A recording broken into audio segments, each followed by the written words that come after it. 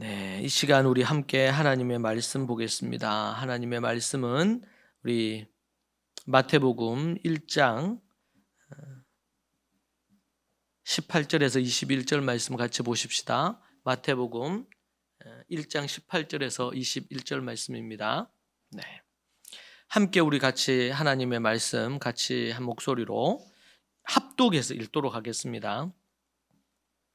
예수 그리스도의 나심은 이러하니라. 그의 어머니 마리아가 요셉과 약혼하고 동거하기 전에 성령으로 잉태된 것이 나타났더니 그의 남편 요셉은 의로운 사람이라 그를 드러내지 아니하고 가만히 끊고자 하여 이 일을 생각할 때에 주의 사자가 현몽하여 이르되 다윗의 자손 요셉아 내 아내 마리아 데려오기를 무서워하지 말라.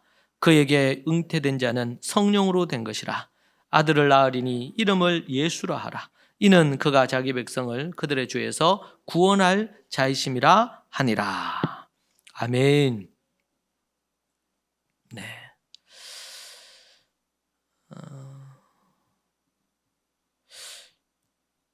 우리가 신앙생활 함에 있어서 두 가지 신앙생활의 모습이 있습니다. 신앙생활의 모습이.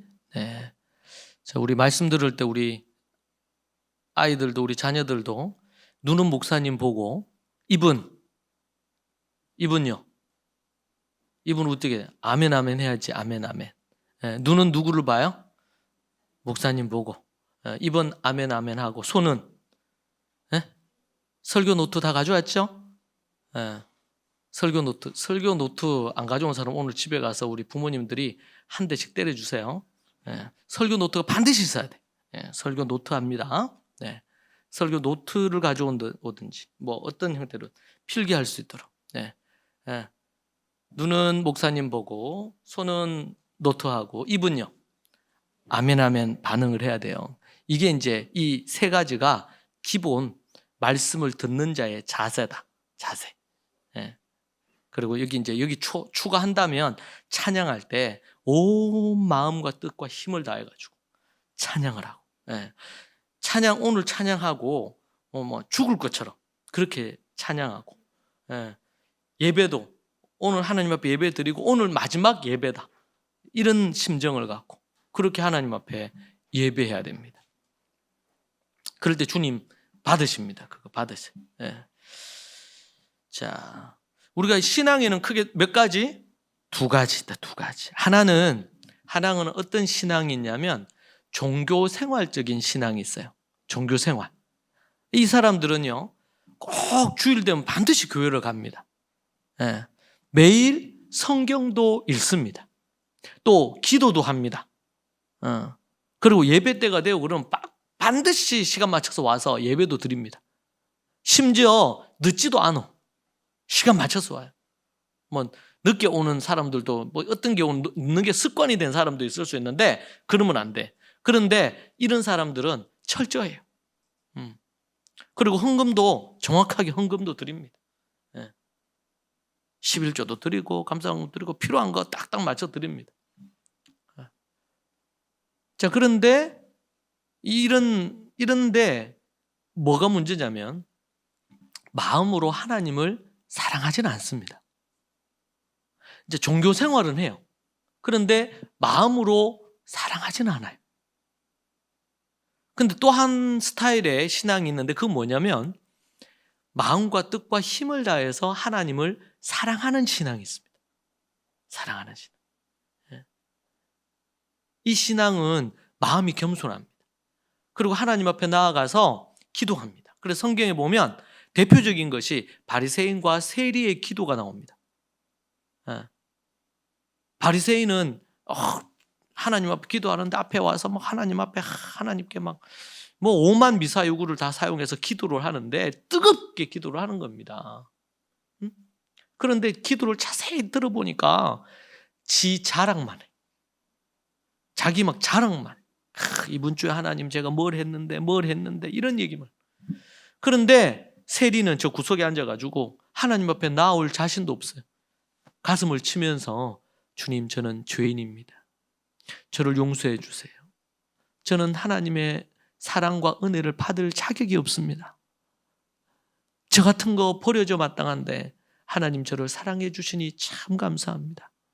마음으로 하나님 앞에 자신이 죄인인 것을 고백하고, 바리새인도요 자신이 죄인인 걸 머리로는 알아요. 입술로 고백도 합니다. 그런데 우리가 예배 드릴 때 신령과 진정으로 예배 드린다 그랬잖아요. 신령과 진정이라고 하는데 이 진정은 진실함, 진심으로, 진심이다. 그런 얘기 하자면 뭐 이거 할 때요, 뭐 음식에 진심인 사람이 있어. 그죠? 꼭 맛집만 골라 찾아가지고 꼭 먹는 사람이 있어요. 그죠? 맛집 찾아서 먹기 위해서 몇 시간을 가서 먹기도 하는 사람들 있죠. 먹는 거에 진심인 사람들이 있어요. 어떤 일에 진심인 사람들이 있어요. 그런데 그 신앙에도 똑같아. 하나님을 사랑하는 이 신앙이 진심이어야 돼요. 하나님을 사랑해야 돼요. 여러분 부부가 있는데 이제는 서로 연애하면서 결혼하려고 그래. 그런데 한쪽은 진심인데 한쪽은 진심이 아니게 사랑해. 이제 뭐 나이가 됐으니까 결혼해야 되고 연애 좀 했으니까 결혼해야 되고. 그런데 마음에는 그 사람을 사랑하는 마음은 없어. 그럴 수 있겠죠? 여러분 그러면 어떻게 돼요? 결혼 생활이 밋밋해요. 행복하지 않아요. 그런 경우는 나중에 어떻게 됩니까?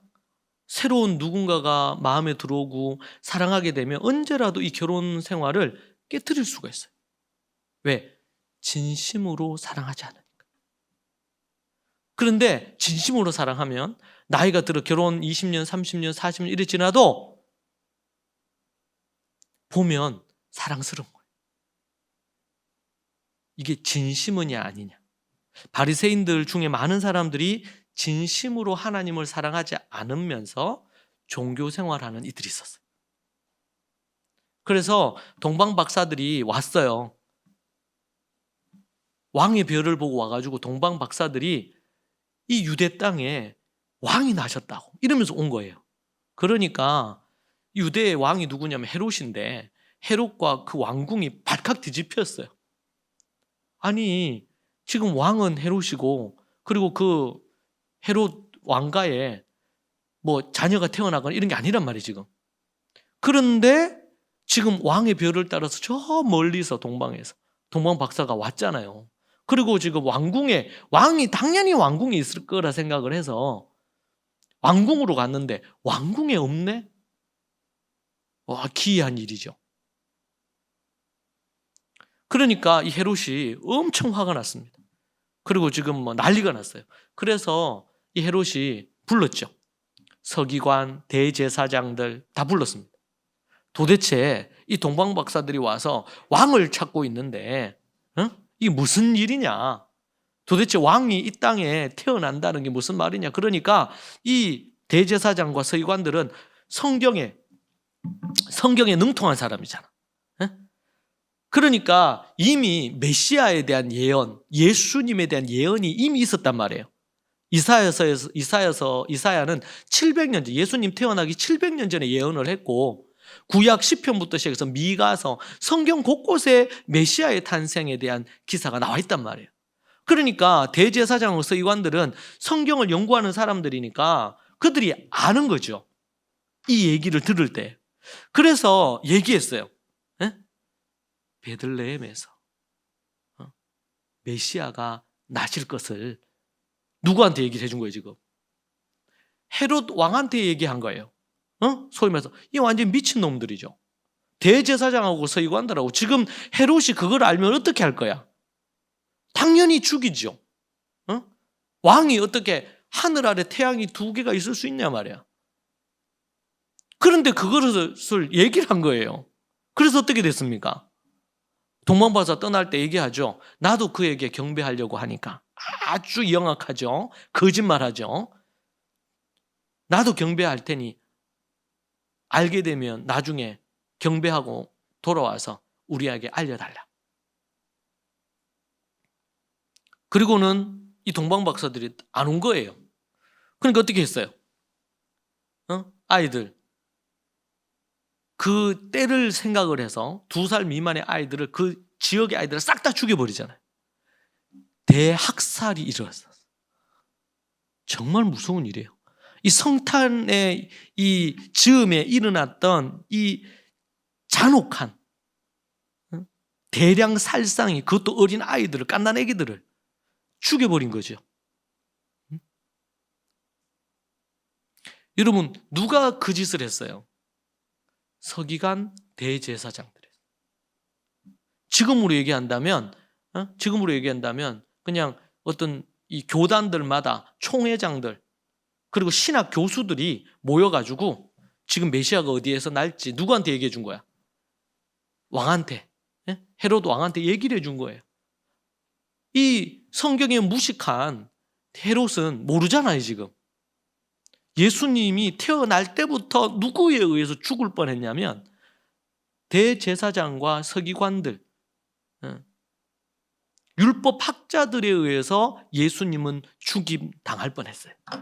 이게 그러면은 성경에 그렇게 능통하고 잘 아는데 대제사장, 서기관, 율법학자들 뭐가 문제입니까? 이들은 성경을 지식으로 알아. 성경을 달달달달 거의 외워. 근데 뭐가 없어요? 마음과 뜻과 힘을 내는 하나님 사랑 안 하는 거예요. 진심이 없는 거예요. 진심이. 진심이. 말라기 말씀에, 구약의 끝말씀이죠. 말라기 말씀에 하나님께서 성전 문을 좀 닫았으면 좋겠다. 이들이 와서 늘 예배 드리고 이렇게 하는데 뭐가? 저들의 마음은 없이 제사만 드리는 거예요. 피만 뿌리고 제사만 드리는 거예요. 사랑하는 여러분, 여러분의 마음이 정말 하나님을 마음과 뜻과 힘 다해서 사랑하냔 말이에요. 이걸 물어야 돼요. 우리가 스스로에게 여러분 자문해 보세요. 하나님을 사랑합니까? 정말 하나님을 배우고 싶어요? 하나님을 사랑하는 자는 하나님의 그 말씀을 사랑할 거 아니에요. 여러분이 하나님의 그래서 신명기 6장 4절에서 9절의 말씀 보면 이스라엘아들아 우리 하나님의 오직 유일한 너는 마음을 다하고 뜻으로 힘을 다하는데 하나님 여호와를 사랑하라 그랬죠. 그리고 나서 뭐예요? 하나님 말씀 하야하고 샤난하고 그렇게 하라고 나오죠. 마음과 뜻과 힘을 내서 하나님 사랑하란 말이에요. 하나님은 나와서 예배 꼬박꼬박 드리고 꼬박꼬박 헌금하고 꼬박꼬박 이렇게 성경 읽고 이걸 하나님이 원하시는 게 아니고 그건 따라와야 되는 거죠. 하나님을 사랑하는 거예요. 하나님을 사랑해야 하나님을 사랑하는 자가 하나님을 보고 하나님께 알아요. 그러니까 우리가 평소에 기도 안 한다. 그러면은 뭐예요? 하나님을 안 믿는 거예요. 하나님을 믿는데 기도 안 할 수가 없어요. 그렇잖아. 기도는 대화인데 하나님과 대화를 해야 되는데 기도 안 해. 기도하는 자리에 나오는 거 별로 안 좋아해.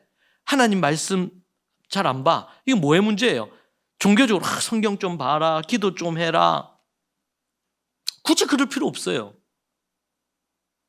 정말 하나님을 진심으로 믿고 사랑하는지를 확인해야 돼요. 그러면 그리고 우리 예수님이 이 땅에 오신 것이 오늘 말씀에도 본 것처럼 왜 오셨어요? 자기 백성을 그들의 죄에서 건지기 위해서 오셨잖아요. 건지기 위해서.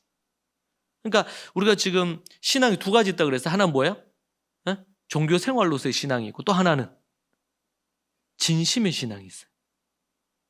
진심의 신앙이 안 되면 끝이에요. 종교 생활자가 아무리 그거 하더라도 마태복음 7장에 보면 내가 주님을 위해서 기적도 일으키고 죽은 자도 살리고 많은 사람을 전도해서 교회에 데려다 놓고 구원하기도 하고 이렇게 했는데 주님 저를 모르시냐고. 그럼 뭐라 그랬어요? 모른다는. 나중에 주님 앞에 갔는데 주님 모른다는 거예요. 모른다. 그럼 끝장나는 거지. 바리새인들, 서기관들, 아까 대제사장하고 서기관들하고 율법학자들 하나님 앞에 섰을 때 하나님이 안다 하겠어요? 예수님을 죽이도록 헤롯에게 사탄의 편에 섰잖아. 성경을 그렇게 많이 알고 달달달달 다 외우면 뭐 하겠어요? 배신자지. 주님의 배신자잖아요. 만약에 헤롯이 그 짓 하려고 그러면은 몰래 그 메시아를 그거 할 수 있는 방법을 찾아야 되는데 그렇게 안 하고 이실 짓고 해가지고 얼마나 많은 애들이 어린애들이, 까난애기들이 얼마나 많이 죽었어요. 예수님 때문에 죽은 거야. 수백, 수천 명이 죽었겠죠. 지역 전체 애들을 다 죽여버렸으니까. 여러분, 그거는 헤롯이 죽인 게 아니라 누가 죽인 거예요? 대제사장, 서기관, 율법학자들이 죽인 거예요. 저들의 신앙이 뭐가 문제입니까? 진심이 아닙니다. 진심의 신앙이 아닌 거예요. 많은 학자들이 얘기했어요. 교회 안에, 지금 한국 교회 안에 수많은 사람들이 있는데 핍박이 오거나 박해가 오거나 이렇게 하면은 과연 몇 프로가 진심인 신앙인일까? 많은 학자들에게 10%에서 20% 정도가 아니겠는가? 지금 이제 한 700만 됐다, 1000만에서 6, 700만 됐다 그랬어요. 1000만이라 그래도 10%면은 100만 정도고 10분의 1밖에 안 되는 교회들마다 10분의 1만 아니면 5분의 1만 진심인 거야. 물론 교회 안에 있으면서 아직 믿음이 연약한 사람들이 나중에 믿음으로 들어와서 진심이기를 바라죠. 근데 이건 매우 심각한 문제입니다. 여러분, 오늘 우리가 성탄절을 맞았어요. 성탄절을 맞는데 진심인 자들이 이 성탄을 맞는 것과 종교 생활로서 성탄을 맞는 사람은 달라요. 이게 다르단 말이에요. 똑같은 성탄절이지만 성탄절을 준비하는 그 마음 자세와 마음 태도, 마음 자세, 마음가짐이 다르단 말이에요. 진심으로 거듭났고 하나님을 진심으로 사랑하는 사람은 우리 주님의 오심이 정말 흥분이죠. 그분이 오신다는 것 자체가 죄된 우리를 구원해 주시기 위해서 하나님이 아들 독생자 하나님을 이 땅에 보내셔가지고 우리를 대신해서 십자가에 달려 죽게 하시려고 보내신 거잖아요. 여러분, 이걸 생각하면 진심인 사람은 그냥 이걸 받을 수가 없어요. 어떻게 나 같은 것을 위해, 어떻게 나 같은 걸 위해서 예수님이 이 땅에 오셨냐.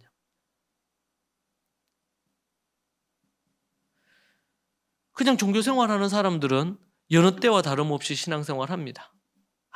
그러나 마음에 우러나는 감격이 없어요. 뜨거움이 없어요. 여러분, 이 주님의 오심을 기대하고 또 주님이 부활하신 것을 기억하고 십자가와 부활을 기억하고 이런 사람들은 주님이 언제 다시 오실까? 이걸 고대하며 살거든요. 이게 다 연결이 돼 있어요. 연결이. 진심인 사람. 왜? 진심인 사람은 성경 말씀에 진심이거든요. 성경을 읽는데 그냥 대충 읽지 않잖아요. 응? 대충 읽지 않잖아요. 지금 거의 우리가 한 10일 가까이를 성탄과 관련된 말씀으로 계속 볼 건데 우리 토다 말씀에서 말이죠. 그럴 때마다 그냥 이 성탄절이 됐으니까 뭐 성탄 찬양도 부르고 성탄 성경 말씀도 묵상하고 그렇게 하는구나. 너 그렇게 하면 안 돼요. 절대로. 한 구절에 성탄과 관련된 말씀을 보더라도 우리의 가슴이 뜨거워져야 돼요. 우리의 가슴이 뛰어야 돼요. 흥분돼야 되지. 성탄에 대한 이 기쁨과 감격이, 여러분 성탄에 대해서 얘기해 보라 그러면 뭐 얘기 못할 사람 어디 있어요? 다 얘기하지. 그런데 가슴이 뛰느냐 말이지. 이게 진심의 부분과 같이 맞물려 있어요. 늘 오는 성탄절, 뭐 부활절, 추수감사절 늘 오는 거니까. 그런데 진심인 사람은 감사절이 되잖아요. 나를 구원해 주신 그 주님을 향한 그 감사가 늘 새로운 거예요. 좀 매너리즘에 빠지는 것 같으면 다시 자신을 일깨우려고 해요. 왜? 습관적인 신앙 아니면 또 종교 생활적인 신앙이 얼마나 무서운 사단의 이 우리를 공격하는, 무너지게 하려고 하는 건지를 아니까. 그래서 진심으로 감사하려고 하고 부활절이 되면 십자가와 부활에 대한 깊은 이해를 가지려고 하고, 똑같이 우리 부활 수행이 하지만 정말 진심인 사람이 있는가 하면 행사에 그냥 참여하는 거예요. 성탄절도 그래요. 여러분 가정에서 반드시 성탄의 의미를 함께 묵상해야 됩니다. 묵상. 안 그러고 교회에서만 그냥 하잖아요. 그러면은 형식적이 될 가능성이 높아요. 행사 준비하고 이렇게 하는 걸. 그러면 안 돼요. 가정에서 같이 나누어야 돼요. 말씀. 성탄의 의미를 새겨야 됩니다. 나누어야 됩니다. 그리고 함께 기도해야 됩니다. 그러니까 일상의 신앙이 돼야 돼요. 종교생활적인 교회 나오면 기도하고 교회 나오면 성경 보고 교회 나오면 말씀 듣고 이게 아니고 우리의 일상 속에서 말씀을 가까이 하고 하나님 앞에 기도하고 그리고 하나님께 아뢰고 말이죠. 힘들고 어려울 때 하나님 찾고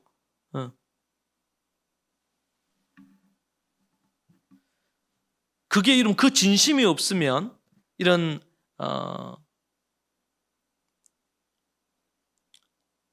예수님이 오신 것은 그 이름의 뜻이 자기 백성을 그들의 죄에서 구원할 자다. 이런 말씀이 나오면 이게 가슴으로 안 오는 거예요. 여러분 오늘 읽은 이 말씀들은 우리가 성탄 지을 때 어릴 때부터 해서 거의 뭐 하야하는 말씀 아니겠습니까? 이걸 정말 많이 들어가지고 거의 다 외우다시피 하잖아요. 근데 정말 외워서 아는 신앙이 아니고 이것이 진심인 신앙이 돼야 되겠죠. 진심인 신앙.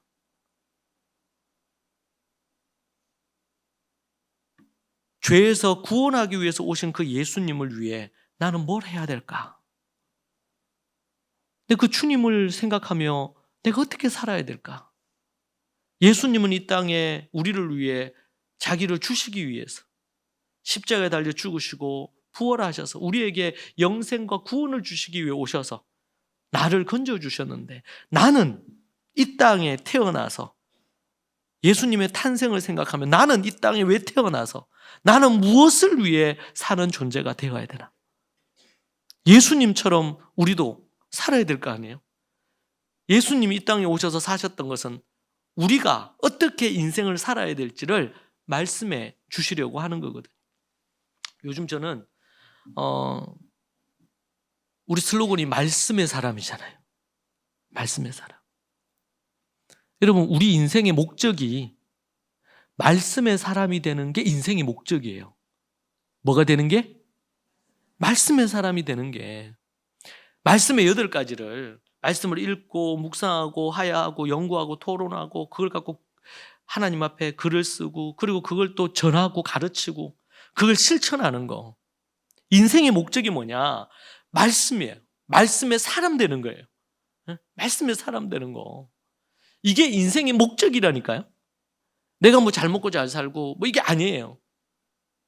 말씀의 사람 되는 게 목적이야.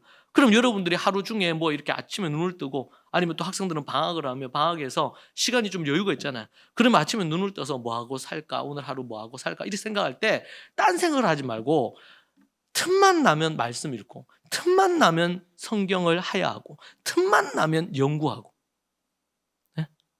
틈만 나면 심심한데 심심하면은 말씀을 연구하면 되지. 우리의 존재 이유가 그거를 위한 거예요. 그것을 위한 거예요. 물론 일하는 사람은 일도 해야 되고 그죠? 장사하시는 분 장사도 해야 되고 직장 생활도 해야 되고 공부하는 학생은 공부도 해야 되죠. 그런데 내 인생의 목적 내가 무엇을 위해 사느냐? 첫 번째는 말씀의 사람이 되는 거. 두 번째는 말씀을 전수하는 것. 어떻게 하면은 하나님의 말씀을 내 자녀에게 가르칠 수 있을까? 가정 예배 때 어떻게 내가 깨달은 이 말씀을 자녀에게 전할 수 있을까? 성탄을 맞아서 이 예수 그리스도의 나심의 의미를 내 자녀에게 어떻게 나누고 내가 갖고 있는 이 성탄의 기쁨의 뜨거움을 얘기해 줄 수 있을까? 그래서 내 자녀도 그렇게 만들 수 있을까? 저 같은 경우는 이제 우리 큰딸이 결혼하면 어떻게 하면 내가 할아버지가 되잖아, 그래 되면. 전혀 안 느껴지지만 제가 이제 큰딸이 결혼하면 할아버지가 된단 말이에요, 자식을 얻으면. 그러면은 내 딸과 더불어 아내와 더불어 함께 해가지고 내 손자나 손녀들에게 어떻게 하나님의 말씀을 전수할 수 있을까? 나는 아브라함 세대. 이삭 세대, 야곱 세대, 요셉 세대가 어떻게 이 믿음을 전수할까? 예? 이 전수하기 위해서 우리가 이제 운동도 해야 돼. 건강이 있어야 돼요. 예. 어떻게 하든지 살아 있어가지고 증손자, 고손자까지 봐야 되지. 우리가. 결혼해서 이제 증손, 이제 손자 보면 그 손자가 또 해가지고 앞으로 뭐 그렇게 해서 한 20년, 30년 지나면 또 제가 고손자를 볼 거 아니에요. 그러면은 걔네들이 믿음 생활 잘하는지를, 아무리 제가 믿음이 그거 해서 그렇게 앞으로 이제 20년 이래 지나면 어떻게 됩니까? 20년, 30년 지났다. 그럼 제 나이가 이제 80이 좀 넘을 거 아니에요. 넘으면 그럼 그때가 돼서 지금보다 더 영적으로 성숙하겠죠. 말씀을 더 깊이 연구하고 하나님 말씀 실천하고 기도하는 일에 힘쓰고 이렇게 부지런히 이렇게 할 거니까 30년. 그렇게 하면 더 영적으로 더 깊어져요. 그러니까 먼저 된 자가 계속 먼저 돼야 돼요. 먼저 된 자가 나중 됐다. 그러면 이제 끝장나기 시작. 먼저 되면 계속 먼저 되려고 애를 써야 돼. 나중 된 자가 먼저 되고 먼저 된 자가 나중 됐다. 이러면 이제 뒤죽박죽 섞여가지고 골치 빠져요. 믿음이 먼저 나아간 사람은 믿음이 계속 더 발전하고 성장을 해서 영적인 이런 것들을 나눠줘야 돼, 다른 사람들한테. 그 제가 30년 후면 더 아름다워지겠죠. 나중에 여러분들이 30년의 저를 보면 이제 광채가 나서 얼굴을 못 들 수도 있어. 만약 그렇게 이렇게 했다. 그러면 이제 고손자까지 해가지고. 고손자가 어떻게 생겼을지 모르겠지만 고손자까지 해가지고 걔네들이 하나님의 말씀의 사람으로 말이죠. 말씀하야 하고 가정예배 그때 되면 이제 명절이 되거나 한 번씩 모여가지고 고손자까지 같이 모여서 가정예배 드리는 때가 오겠죠. 아브라함, 이삭, 야곱, 요셉 이때까지 되니까 식솔이 70명이에요. 70명. 그죠? 아브라함, 이삭, 야곱. 아브라함이 자식을 많이 놓은 것도 아니고 이삭 하나 낳았잖아. 그리고 야곱, 이삭 해가지고 에서하고 야곱 둘밖에 더 있었습니까? 그런데 12명 낳고, 그리고 12명 낳았는데 한 번 확 낳아버리니까 이게 70명이 돼본 거예요. 아브라함하고 사라하고 뭐 이삭하고 리브가하고 이렇게 할 때만 해도 다 모여봤자 뭐 한 4명 이렇게밖에 안 됐는데 여기에다가 이제 야곱에서 근데 이제 에서는 믿음의 거기에서 떨어졌지만 그래도 같이 모였을 거 아니에요. 친척이니까. 근데 야곱이 막 12명 딱 낳았단 말이에요. 그리고 에서도 숫자가 적지 않거든요. 자식들이. 근데 믿음의 계보로 해서 딱 하니까 그렇게 하니까 70명이 된 거예요. 앞으로 30년 후면 제 집안도 70명은 될 거예요.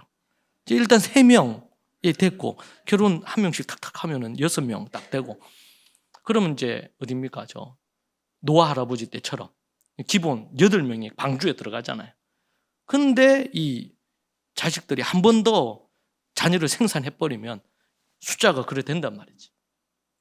이게. 그래서 믿음을 전수해야 돼. 믿음이 전수. 그것이 우리가 존재하는 이유예요. 우리의 존재 목적. 우리 존재 목적을 분명히 해야 돼요. 안 그러면은 인생의 목표가 분명하지 않으면은 헤매요. 자꾸 딴짓하고. 우리가 뭐 직장을 갖고 생활하든 뭐를 하든 간에 말씀의 사람 되고, 두 번째는 말씀을 전수하고, 세 번째는 이 자식들과 함께 같이 교회와 함께 복음을 말씀을 증거하는 거예요. 잃어버린 영혼 구원하고 제자 삼고. 그래서 여러분 보세요. 스데반 집사님이 순교하고 이렇게 하니까 순교할 때 그때 예루살렘에 다 모여 있었던 거예요. 너희는 가서 모든 민족으로 제자를 삼아라 이랬는데 그러면 다 흩어졌어야 되잖아요. 사도들을 중심으로 해서 막 우리 흩어지자 이렇게 해서 막 흩어져야 되는데 안 흩어지고 계속 모여가지고 자기들끼리 계속 있는 거예요. 그러니까 어떻게 해요? 하나님께서 스데반 순교 사건을 통해서 다 흩어버리는 거예요. 핍박을 내리신 거예요. 핍박을. 도리어 핍박 때문에 다 흩어져요. 다 흩어지니까 어떻게 됩니까? 흩어진 곳곳에 가서 자기들끼리 335 모여가지고 같이 예배드리면서 교회를 세운 거예요. 그래서 전 세계에 교회가 만들어지기 시작한 거야. 스데반 순교 사건이 기점입니다. 이게. 여러분 우리는요. 우리가 모여가지고 우리끼리 뭔가 우리 경기교회는 맛있는 거 막 우리 해 먹잖아요. 너무 좋아요. 입이 즐거워야지 행복하거든 사람. 그런데 계속 우리끼리 모여가지고 연어도 먹고, 예? 요번 주에도 더 맛있는 거 먹는다 하던데. 예? 근데 계속 우리끼리만 그렇게 하면 안 돼. 혹시 우리 중에서 막 하나님께서 준비시켜가지고 어디 다른 여주의 교회를 개척하러 간다든지, 예? 스데반 순교 사건으로 흩어졌잖아요. 그러니까 준비 안 됐는데 어디 가서 하면 안 되겠죠. 그럼 자기 신앙도 잃어버리고 이럴 수 있어. 근데 스데반 순교 사건 이후로 다 흩어졌잖아요. 가는 곳. 흩어져가지고 로마로도 가고 에베소로도 가고 빌립보로도 가고 고린도로도 가고 이들이 다 해가지고 끼리끼리 모여가지고 가서 거기 가니까 어떻게 해요? 자기들 신앙을 지켜야 되니까 일단 같이 모여가지고 저들이 교회할 공간을 하고, 아니면 어떤 사람 돈이 좀 있어. 그러면 자기 집을 큰 집을 해가지고 한쪽은 예배를 할 수 있는 공간도 만들고 이렇게 해가지고, 그게 이제 브리스길라 아굴라가 그랬단 말이에요. 그렇게 해서 가는 곳, 그러니까 사도 바울이 선교하러 가니까 가는 곳곳마다 교회가 있었어요. 없는 지역도 있었지만 교회가 있어. 왜? 3,000명, 5,000명이었던 예루살렘 교회 성도들이 다 흩어졌잖아. 다. 이스라엘은 못 있는 거예요. 잡아서 죽이니까. 그러니까 다 흩어졌어요. 다 흩어졌어. 근데 알고 보니까 뭐 디아스포라로 있는 자기 친척이 에베소에 있다. 그럼 에베소로 가는 사람도 있었겠지. 그렇게 해서 다 흩어진 거예요. 가는 곳곳마다 해서 뭘 세웠어요? 교회를 세우고 먼저 믿는 사람들끼리 모여서 예배 드리면서 유대인들이든 이방인들에게든 복음 전해가지고 가정에서 모이기 시작하고, 숫자가 많아지니까 공간을 또 확보를 해서 모이고, 이렇게 하면서 교회가 개척된 거거든요. 그러니까 사도 바울이 선교하러 가보니까 이미 교회가 있네. 교회가 없는 곳에는 회당이 있고, 그럼 회당에 들어가서 먼저 같은 유대인이니까 가서 복음 전하고, 유대인들에게 먼저 복음 전하고, 또 그리고 이방인들에게 복음 전하고, 이런 부분에 대한 선교 여행을 했죠. 선교 여행을. 옛날에 우리나라에도 그런 사람이 있어. 권서인이라고 있어요. 권서인. 들어봤어요? 우리나라의 초대교회에. 우리나라 초대교회에 어떤 사람이 있으면 이 사람들은 평신도예요. 평신도인데 성경을, 그 당시에는 뭐 성경 인쇄술이 많이 발달해, 지금처럼 성경이 막 이렇게 있질 않으니까 성경을 그걸 다 썼잖아요. 그렇게 해가지고 이제 만든단 말이에요. 그럼 그 성경을 나눠주는 사람이에요. 그래서 전국을 돌아다니면서 성경을 사람들에게 나눠주는 거예요. 그런데 여러분, 놀라운 일이 있죠. 그 성경을 받은 사람들이 처음에는 막 기독교에서 불신하고 이렇게 해서 어떤 경우는 막 찢어가지고 막 벽에다 붙이고 막 도배할 때도 쓰고 막 이랬대요. 그걸. 그런데 그 도배한다고 써붙여 놓으니까 잠이 금방 오나요? 잠이 안 와가지고 옆에 쳐다보다가 성경 읽다가 예수 믿고 이런 일들이 있는 거야. 응? 그리고 지금은 뭐 차 타고 뭐 금방 가지만은 옛날에는 목사님들도 숫자가 적었잖아요. 지금은 목사님들이 너무 많아. 옛날에는 목사님이 없었어요. 목사님 전국에 뭐 10명 이렇게밖에 없었어요. 그래서 예전에는 조사라는 게 있어요. 조사. 지금의 이제 부목사님, 전도사님 같은 거죠. 그렇게 해서 목사님 같이 도와서 하는. 그러니까 목사님이 열 몇 명밖에 없으니까 그분들이 막 다니면서 막 예배 인도하고 이렇게 했잖아요. 그럼 조사님들이 다 섬기고 한 거예요. 신학교가 세워지고 이렇게 하면서 이제 그런 부분들이 이제 목사님들이 더 많아지고 이런 것들이 있었죠. 권서인들이 있었어요. 그 사람들은요, 지게에다가 성경책만 가득 얹고 전국을 돌아다니면서 성경을 나눠주는 거예요. 성경. 여러분, 지금도 그러면 좋을 것 같아요. 성경 쪽복음처럼 해가지고 이렇게 돼 있는 거. 그런 거 갖고. 네? 씨를 뿌리는 거잖아요. 씨를. 뭐 읽어서 예수님 믿든가 말든가. 나눠주는 건 나눠주는 거지. 뭐 버리면 다시 주우면 되고. 복음을 전하는 거. 복음을 전하는 거. 말씀의 사람 돼야 되고, 말씀을 전수해야 되고, 그리고 말씀을 전파해야 돼. 이게. 여러분, 이것이 우리 인생의 목적이에요. 삶의 목적, 삶의 이유. 네가 왜 사냐 이렇게 얘기하면 이 세 가지를 딱 얘기할 수 있어야 돼요. 성경이 이 부분에 대해서 분명히 얘기를 하니까.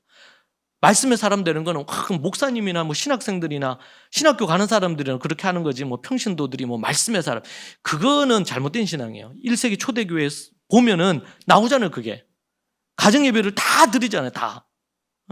가정에서 자녀들에게 말씀 전수해야 된단 말이에요. 그러기 위해서는 매일 말씀 읽고 묵상하고 처음부터 8가지 다 하기는 어렵겠죠. 읽으면서 8번째 실천하고, 하야하면서 실천하고, 묵상하면서 실천하고, 연구하면서 실천하고. 연구하는 게 쉽게 빨리 안 된다. 그러면 그러니까 하루에 아니면 일주일에 한 번은 날 정해가지고 한 30분 해도 돼요. 하루에 매일 15분씩 연구해도 돼요. 말씀의 사람이 돼야 돼요. 그리고 그걸 갖고 말씀을 토론해야 돼요. 말씀과 관련된 거. 여러분, 그렇게 해서 우리 유니스에도 그걸 커리큘럼으로 했잖아. 말씀을 읽고. 근데 학기 중에는 교과도 하고 해야 되니까 캠프를 만든 거예요. 캠프를 그냥 만든 게 아니고 말씀을 각 가정에서 부모님들이 역량이 빨리 안 올라오는 거예요. 그래서 말씀 하야를 점핑시켜야 되겠다. 그래서 14박 15일로 캠프를 처음 한 거예요. 그때는 새벽부터 해서 밤늦게까지 해가지고 하루에 열몇 시간을 하야만 했어요. 하야만. 25, 요번에 25회인데 10m가 될 때까지는 하야만 했어요. 다른 거 없었어요. 말씀 연구하고 토론 이런 거 아예 없었어. 그때는 하야만 했어요. 여러분, 하야만 하는데도 은혜가 넘쳤어요. 하루 3번 설교 듣고 그런 온통 간식 먹고 밥 먹는 거 외에는 온통 말씀 하야만 했어요. 14박 15일 동안. 그게 13년 전이네요. 13년. 근데 시간이 지나면서 하나님께서 말씀 연구하는 것도 가르쳐 주시고, 또 말씀을 이 초대교회에서는 13살 때부터 말씀을 설교하는 것도 13살 때부터 했다는 걸 제가 깨닫고 너무 감동받아가지고, 정말 솔직히 처음에는 쉽지 않았어요. 연구한 거를 원고로 어떻게 애들 만들게 할까. 초등 4학년, 5학년 이런 애들 원고 작성을 하도록 이끌어내야 되니까. 그래서 그걸 제가 성경 연구 대학생들 가르쳤던 걸 토대로 하고, 또 1세기 교회 연구에서 토대로 그렇게 해서 17단계를 만든 거예요. 그렇게 해서 요번에 25예요. 저는 너무 뭉클해요. 25라는 숫자만 쳐다봐도 뭉클해요. 어찌되었든지 간에 아이들이 말씀을 하야하고 연구하고 토론하고. 근데 이제 캠프 하다 보면 막 말 안 듣고 하라는 대로 안 하고 그러면 힘들죠. 목사님, 스님들이 저한테 신고가 들어와요. 목사님 누가 안 하고. 그럼 제가 불러가지고 하고 그런 거를 캠프 때 하죠. 근데 콩나물에 물 주듯이, 그런데 그렇게 하면서 애들이 또 변하고 자라고 성장하고 찌죽고 뽑고 싸우고 이렇게 하지만 그래도 그러면서 변하는 것 같아요.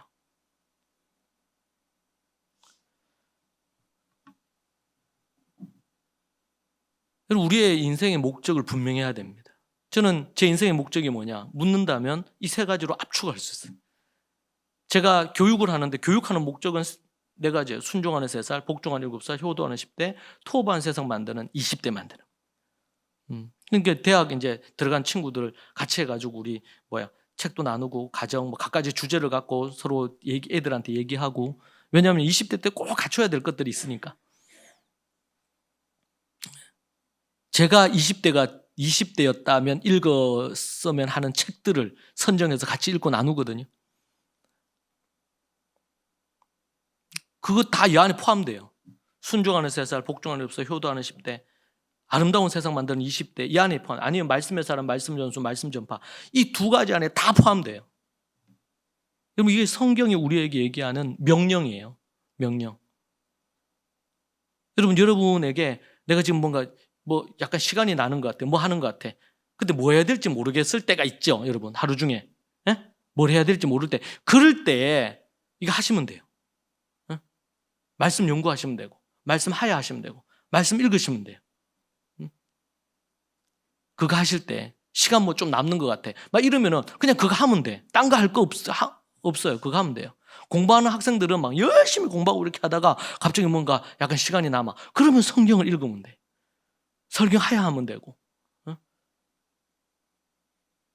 그리고 틈틈이 하나님 앞에 기도하고, 주님 앞에 기도하고.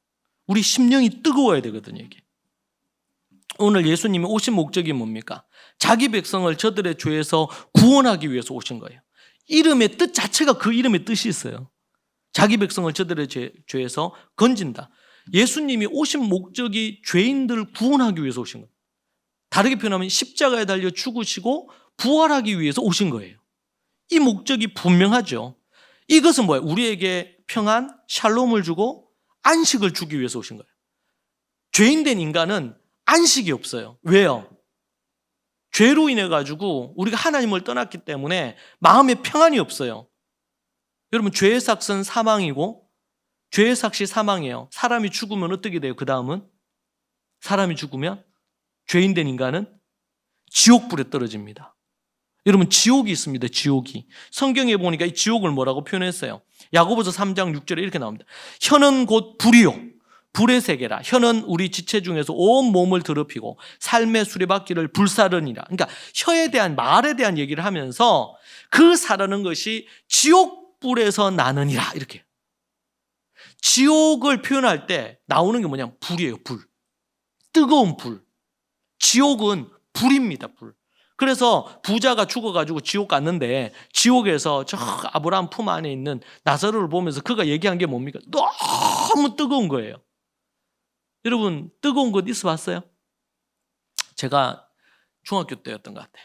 중학교 1학년인가 2학년 때 처음으로 교회에서 수련회를 갔어요. 수련회. 예, 수련회. 대구에 가면 대구에 갈멜산 수련회가 있어요. 수련장이라고 있어요.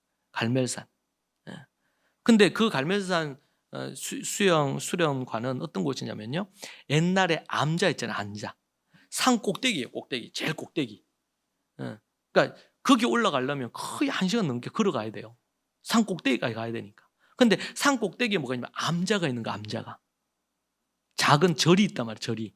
절 옆에 이제 숙소가 있어요. 숙소가 방 한 2개 정도 있어요. 암자 있고 옆에 물 흐르고 이렇거든요. 그러니까 거기는 뭐가 없냐면 그 주방이 없어. 그리고 세면장이 없어요. 세면장이. 근데 거기가 대구에서는 유명한 그 주암산 기도원도 있는데 유명한 기도원 중에 소위 말해서 아주 영험한 기도원 중에 하나가 이 갈멜산 기도. 그때 제가 중학교 1학년 때 갔어요. 그 수련관에. 우리 중고등부 선생님 한 4-5명하고 애들 한 20명 안 됐는데 같이 올라갔단 말이에요. 그 올라가는 것만 해도 힘들었죠. 한겨울에 지금처럼 정말 추울 때예요. 근데 산 꼭대기에 아무것도 없잖아요. 암자하고. 근데 거기에 계신 전도사님이 한 분 계셨는데 그분이 뭘 해줬냐면 군부를 떼준 거예요.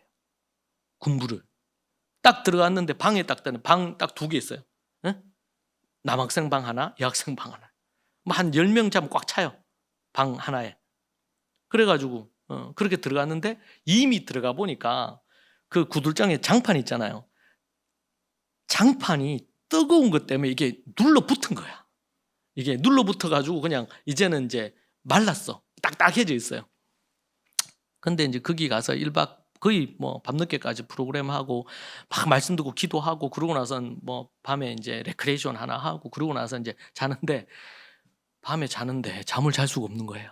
왜냐하면 군부를 뗐는데 이거는 열 조절이 안 되잖아요. 열 조절이. 한번 열이 받아가지고 이 전도사님이 또 엄청 나무를 엄청 집어넣어 놔가지고 그래가지고 엉덩이 누워 있을 수가 없는 거예요. 너무 뜨거워가지고. 그래가지고 약간 이 가장자리 가해로 아무리 찾아도 어떻게 할 수 없어. 어떤 애는 다리는 밖으로 내놓고 한겨울에 몸은 안에 두고, 왜냐면 너무 더우니까. 그렇다고 문 열고 잘 수도 없고. 정말 옛날에는 열악했죠. 예. 그게 이제 요즘처럼 뭐 수양관이나 뭐 이런 거 어디 있어요. 그게 이제 그런 게 전부였으니까. 예? 잠을 못 잤어요. 여러분, 그것보다 더 뜨거운 곳이 지옥이에요. 지옥은 구더기도 죽지도 않아요. 거기에 더러운 것들하고 같이 살아요. 거기는 죽지도 않아. 영원히 살아요. 어디에서? 지옥에서. 죄의 삭은 사망이고 사망한 자들이 가는 곳, 천국 아니면 지옥인데 중간이 없단 말이에요. 천국 아니면 지옥인데 종교생활자들은 지옥에 가요. 아무리 성경을 많이 알고 뭐 설교를 하고 이렇게 했다 하더라도 지옥에 가요. 하나님 앞에 진심인 자들만 천국 가요. 거지 나사로도 천국 갔잖아요. 진심이었으니까 하나님 앞에. 아무리 부자라도 하나님 앞에 진심이. 유대인들은 대부분 하나님 모르는 사람이 없어요. 다 하나님 믿는다고 생각했지. 교회 다니는 사람들이 예수님 다 믿는다고 그렇게 여기듯이. 극단적인 고통이 계속 지속되는 곳이 지옥입니다. 꺼지지 않는 불이 있는 곳이 지옥이고, 극단적인 고통이 계속되는 거예요. 저는 여러분 뭐 아프다 이렇게 하고 가장 제 기억에 어른이 되고 가장 큰 기억은 뭐냐면, 이빨 이제 치주 수술을 하고 나서 이빨 그 밑이 돼가지고요, 밑을 다 이제 이빨을 이렇게 벌려가지고 밑을 치주 수술을 한 적이 있거든요. 정말 치과는 싫어요. 정말 아파요. 치주 수술을 했는데, 그러고 나서 그러니까 그 의사 선생님이 치주 수술하고서 나가면서 먹으라고 했으면 참 좋았을 건데, 가서 밥 먹고 약 먹으라 한 거예요. 근데 치주 수술하고는 마취를 했는데, 마취가 풀린다 가서 이제 밥 먹고 약을 먹는데 이미 통증이 온 거죠. 그래가지고 너무 힘들었어요. 여러분 가장 고통스럽고 힘들 때 있죠, 인생에. 근데 그 고통이 쉼없이 계속 된다는 거예요. 지옥이 끊임없이 계속 군불 떼가지고 뜨거운데 거기에 계속 있어야 되는 거하고 똑같은 거예요. 살이 타들어가는데도. 근데 죽지는 않아요. 타들어가서 막 이렇게 만신창이가 되는데 다시 살아나요. 이 지옥이에요, 지옥. 성경에 표현되어진. 이거보다 더 할지 아니면 약할지 알 수는 없어요. 그러나 성경에서는 부자가 얘기할 때에 그렇게 얘기하는 거예요. 물 한 방울 딱 떨어뜨렸으면 좋겠다. 이런 목이 너무 말라가지고 물 한 모금만 마셨으면 좋겠다 싶을 때가 있잖아요. 그런데 안 돼. 그 갈증의 상태가 계속 되는 거예요.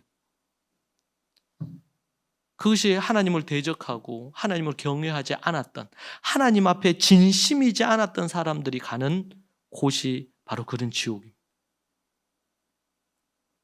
정말 무서운 곳이. 그러니까 우리가 진정한 믿음을 갖고 진심으로 믿는 것과 그렇지 않고 종교생활을 하는 거에는요, 하늘과 땅 차이예요. 양과 염소를 나뉘듯이, 알곡과 가라지를 구분하듯이. 마지막 때가 되면 우리가 그렇게 갈려요. 그런데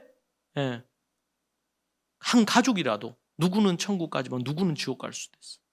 형제라도 누구는 천국 가고 누구는 지옥 가고. 야곱은 천국 가고 에서는 지옥에 갔어요. 이스마엘은 지옥 가고 이삭은 천국을 간 거예요. 다른 게 없고 주님 앞에 진심인, 우리가 성탄절을 맞아서 하나님 앞에 믿음이 진심이어야 됩니다. 진심이어야 됩니다. 마음과 뜻과 힘을 다해서 여러분 하나님을 사랑하세요. 그것만이 우리에게 희망이요, 그것만이 영생이고 생명이고, 성경책마다 다 다르게 표현했어요. 요한복음에서는 영생, 생명, 어디 다른 데서는 믿음. 사랑하는 믿음의 성도 여러분, 여러분 모두가 정말 진심인 믿음을 갖고 하나님 앞에 서서 바리새인들, 사두개인들, 아니면 또 대제사장들, 서기관들, 율법학자들, 그렇게 성경에 대해서 박시하고 많이 하고 알고 율법을 그렇게 철저하게 지켰는데 주님 그들을 모른다 하셨죠. 도리어 그들은 예수님을 잡아 죽이는 일에 가장 앞장을 섰어요. 여러분, 우리의 신앙이 종교적이고 율법적인 신앙생활을 하면 진심이 아니잖아요. 그러면은 결국에는 우리가 영원한 지옥불에 떨어지고, 그리고 하나님과는 상관없는 신앙생활로 끝이 나요. 신앙생활. 근데 여러분, 우리가 진심으로 마음과 뜻과 힘을 다해서 하나님 사랑하면, 그러면 영생을 얻고 마음의 평안을 얻고 주님을 온전히 사랑하는 마음이 만들어진단 말이에요. 착하고 충성돼야 돼요. 여러분, 하나님 앞에 착하고 충성되십시오. 비둘기처럼 순결하고 뱀처럼 지혜로우십시오. 우리 중에 한 명도 그냥 종교 생활자로서 이 성탄을 맞이하지 않기를 원합니다. 그런 사람은 예수님을 대적하는 사람이 되는 거예요. 우리 사랑하는 믿음의 모든 식구들이 진정으로 성탄의 기쁨 가운데, 견딜 수 없는 기쁨 가운데, 다윗이 주님 앞에 너무 기뻐서 막 춤을 추며 바지가 내려가는지도 모르고 춤을 추며 찬양했던 것처럼 그런 뜨거움의 열정을 갖고 진심인 신앙인들이 우리 모두가 되기를 소망합니다. 기도합시다. 이 시간 오늘 이 말씀을 붙들고 같이 기도하면 좋겠습니다. 우리가 진심인가? 하나님을 진심으로 사랑하는가? 보고 기도하십시다. 여러분의 입술을 열어 기도하십시오. 그리고 여러분 혹 회개할 거 있으면 오늘 말씀 가운데 회개할 부분을 갖고 기도하십시오. 여러분의 기도를 회개를 들으시고 응답하실 줄 믿습니다. 이 시간 함께 하나님 앞에 같이 우리 주님 앞에 기도하고 개인적으로 여러분 하나님 앞에서 기도하는 시간 갖고 자유롭게 기도하도록 그렇게 하겠습니다. 우리 주님 크게 한번 외치고 기도하십시다. 기도하십시다. 주여! 하나님 아버지, 주님 붙드시고 인도하여 주옵소서. 주님 진심 어린 신앙으로 삶을 살기를 원합니다. 내 신앙이 진심이기를 원합니다. 오 하나님 아버지, 마음과 뜻과 힘을 다해서 하나님 사랑합니다. 주님 사랑합니다. 주님 의지합니다. 오 하나님 아버지, 주님 붙드시고 우리 사랑하는 믿음의 식구들 진정한 신앙 되게 하옵소서. 신령과 진정으로 하나님 앞에 나아가는 신앙 되게 하옵소서. 오 하나님 아버지, 주여 도와주시고 인도하여 주옵소서. 주님 우리 믿음의 식구들에게 진심 어린 믿음을 주시옵소서.